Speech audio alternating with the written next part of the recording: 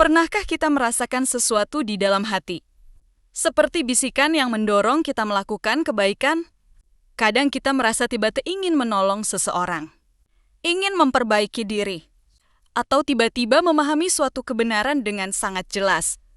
Dalam tradisi Islam, pengalaman seperti ini sudah lama dibahas oleh para ulama besar.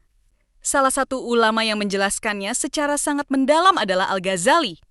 Dalam karya monumentalnya Ihya Ulumuddin, Al-Ghazali menjelaskan bahwa hati manusia bukan sekadar organ fisik. Ia adalah pusat kesadaran spiritual tempat berbagai lintasan muncul. Lintasan ini dalam bahasa tasawuf disebut hathir atau bisikan hati. Namun menariknya, Al-Ghazali mengatakan bahwa tidak semua lintasan hati berasal dari sumber yang sama. Dalam kitab Syarh Ajaib Al-Qalb di dalam Ihya, beliau menjelaskan bahwa lintasan hati memiliki 4 sumber utama. Pertama, Rabbani, yaitu ilham yang datang dari Allah. Kedua, Malaki, yaitu dorongan dari malaikat yang mengajak kepada kebaikan. Ketiga, Nafsani, yaitu dorongan yang berasal dari hawa nafsu manusia.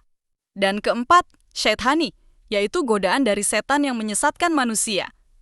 Karena itu, tidak semua bisikan hati bisa langsung dianggap sebagai petunjuk. Para ulama selalu mengingatkan bahwa setiap lintasan harus diuji dengan syariat. Jika sebuah inspirasi bertentangan dengan ajaran Al-Quran atau sunnah Nabi Muhammad, maka itu bukan ilham yang benar.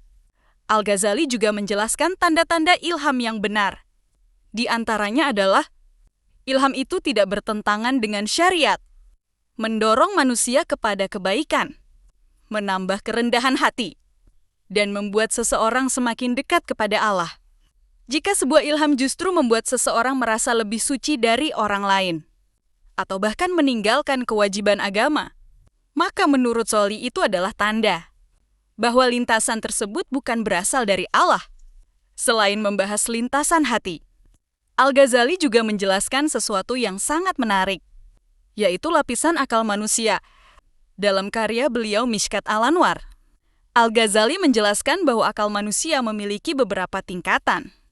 Tingkatan pertama adalah akal dasar, yaitu akal naluri yang dimiliki setiap manusia sejak lahir. Tingkatan kedua adalah akal tajribah, yaitu akal yang berkembang melalui pengalaman, belajar, dan berpikir.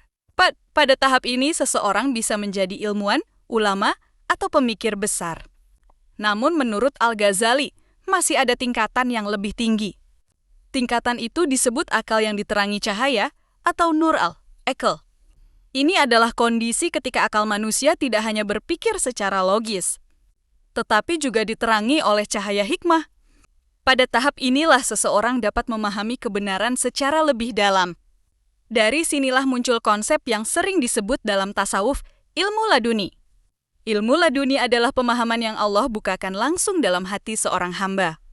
Al-Ghazali menjelaskan konsep ini secara khusus dalam risalah beliau, Risalat ala Dunia.